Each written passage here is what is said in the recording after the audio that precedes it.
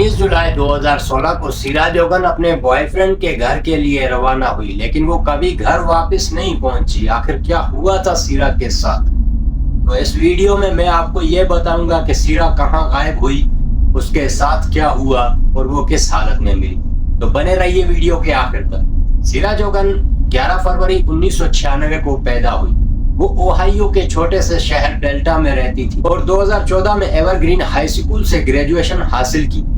School के बाद उसने यूनिवर्सिटी ऑफ टोलेडो से तालीम हासिल की और फैसला किया कि वो घर में बैठकर आराम से डिग्री मुकम्मल करेगी। लेकिन उसे क्या मालूम था कि उसके साथ क्या होने वाला है।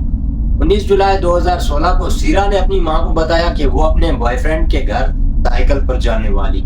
सीरा की मां शैला ने कहा कि वो शाम 5 बजे के करीब घर से रवाना हुई और अपनी नई साइकिल पर सवार होने के लिए पुरजोश थी, जो इसने अभी एक गैराज की फरोख्त से खरीदी थी। 9:30 बजे के करीब शैला उस क्लास से घर वापस आई जिसमें वो गई थी। उसने बताया कि जब वो घर वापस पहुंची तो उसने देखा कि सीरा के कमरे में अंधेरा था।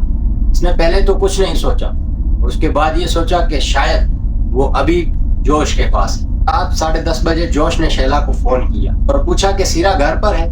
उसने कहा कि वो उससे राब्ता नहीं कर सकती और वो शाम 7 बजे से पहले उसके घर से निकल गई थी। सीरा का फोन का जवाब ना देना यह गैर मामूली बात थी। इसके अहले खाना ने फौरी तौर पर अपने दोस्तों को बुलाया, फेसबुक पर पोस्ट किया और उन्होंने 4 घंटे बाद पुलिस को भी बुलाया। सीरा और जोश की तरफ से ली गई एक सेल्फी जो कि आप लोग देख सकते हैं। ये उस टाइम किया जिस टाइम वो सफर कर रहे हैं। पहला शख्स जिससे पुलिस और FBI बात करना चाहते थे वो था सीरा का बॉयफ्रेंड जोश ने बताया कि वो शाम 6:30 बजे पर उसके घर से निकले और वो उसकी मोटरसाइकिल के साथ साथ अपना साइकिल चला रही। जोश ने कहा कि जब वो उसके घर के करीब थे तो वो अलग अलग रास्ते चले गए। उसके बाद वो उसके कई घंटों तक राब्ता नहीं कर सका। आधी रात के करीब एक अफसर ने तलाशी ली, देखा कि मकई के एक हिस्से पर दस्तक हुई।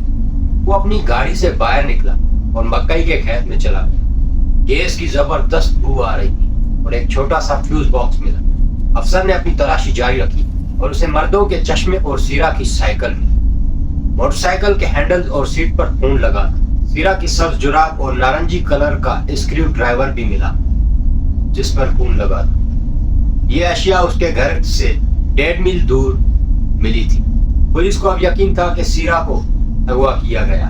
अफसर को मोटरसाइकिल से टायर के निशानात भी मिले जो सड़क पर खाई में जा गिरी। एक मुकामी किसान ने मोटरसाइकिल का हेलमेट मिलने पर पुलिस को कॉल की। किसान ने कहा कि उसके बेटे ने उसे उठा लिया है। हेलमेट के अंदर और बाहर खून लगा था।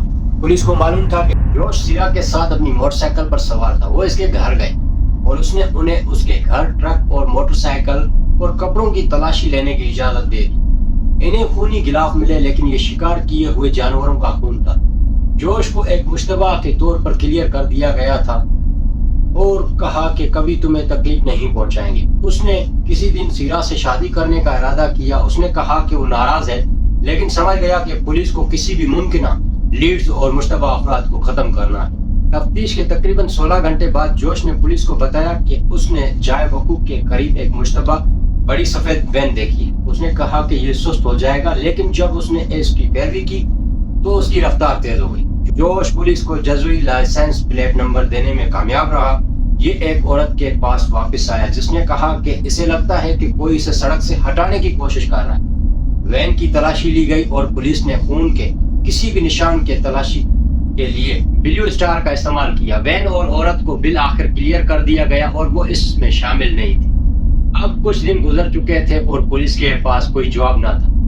FBI ने इस इलाके में किसी भी ऐसे फर्द की तलाशी का फैसला किया जो या तो जिनसी मुजरिम था या पुरतशद्दुद मुजरिम थे जो जाय वकूफ के करीब रहते थे। तलाश इन्हें जेम्स वॉर्ली नामी शख्स तक ले गई। वो अपनी मां के साथ तकरीबन 1 एकड़ जमीन पर रहता था। इस प्रॉपर्टी में मरकजी घर के करीब कई गोदाम भी थे। एजेंटों की एक टीम जेम्स से बात करने घर गई। जब वो पहुंचे तो जेम्स फौरन मुश्तल हो गया। पुलिस ने उसे बताया कि वो वहां मौजूद थे क्योंकि वहां एक लापता लड़की थी।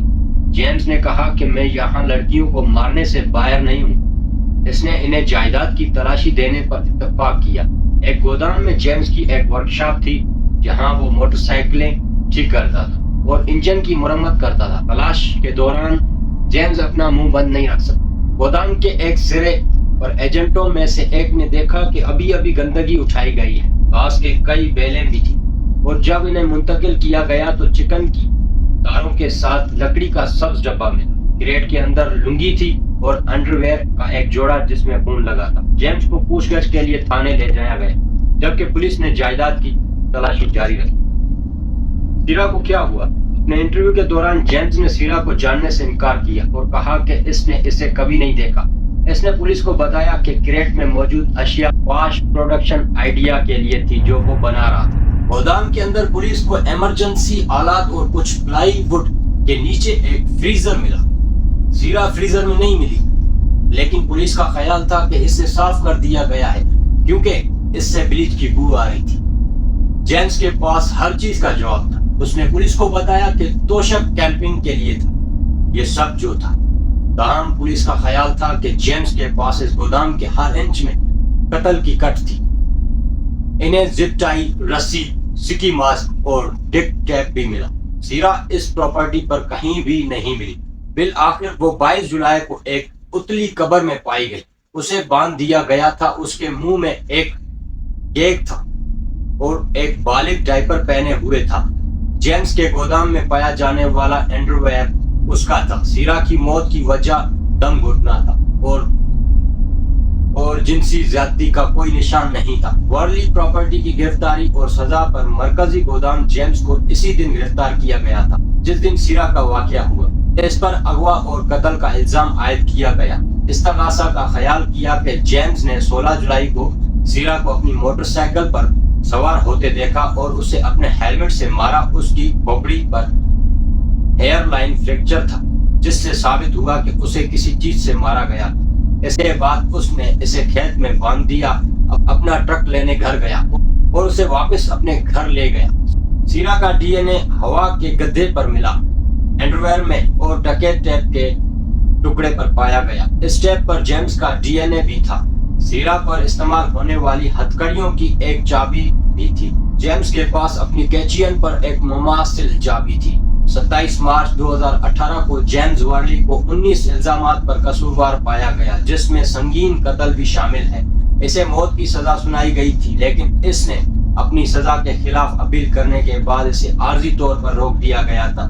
جولائی 2020 میں اس کی سزا کو برقرار رکھا گیا۔